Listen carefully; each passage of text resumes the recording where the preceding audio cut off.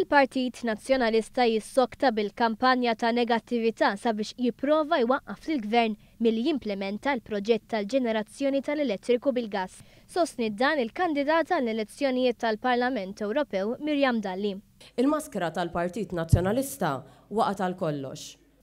Dalli saħqet li l-proġett li l-Partit Nazzjonalista sa qabel l-elezzjoni ġenerali kien isejjaħlu Alice in Wonderland u l-gimmick tal-millenju issa ser iwassal għar-roħs tal-kontijiet tad-dawlu l-ilma tal-familji u n-negozju Maltin u Għawċin, fatt li l-Partit Nazzjonalista ma jridx jaċċetta.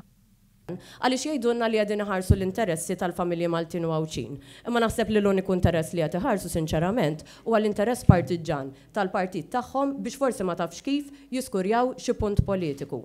Min-naħa tiegħu id-deputat Laburista Silvio Xkembri stqar li l-Gvern mhuwiex ser joffri kien lil minu l-moħħ wara skandli ta' korruzzjoni u rrefera għal statistiċi reċenti dwar l-ekonomija Maltija u kif dan kollha qegħdin juru sinjali pożittivi ta' tkabbir ekonomiku. Huwa saħaq li f'għaxar xhur it-tmexxija serja ta' Gvern Laburista ittripla l-investiment f'pajjiżna u żied il-postijiet tax-xogħol. Di tfisser fiduċja sħiħa fl-ekonomija Maltija u fit-tmexxija ekonomika ta' dan il-pajjiż. Is-Segretarju Parlamentari Rodri Galdes tfakkar kif il-Gvern mhuwiex ser jitfa' fil-ġenb is-setturi tal-agrikoltura s-sajt kif għamel gvern preċedenti għaliex dawn jiġġeneraw ħafna impjiegi għall-pajjiż. Dan is-settur kien nieqes mill-kuntatt li kellu bżonn mal-politiku.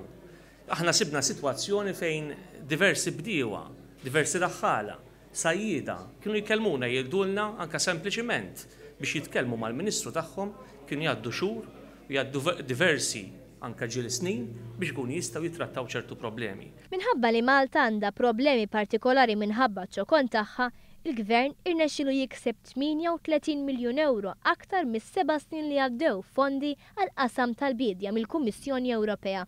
Permezz ta' konsultazzjoni mal-produtturi u l-konsumaturi, il-produzzjoni ta' diversi prodotti Maltin żdiedu ferm meta mqabbel ma' snin li għaddew.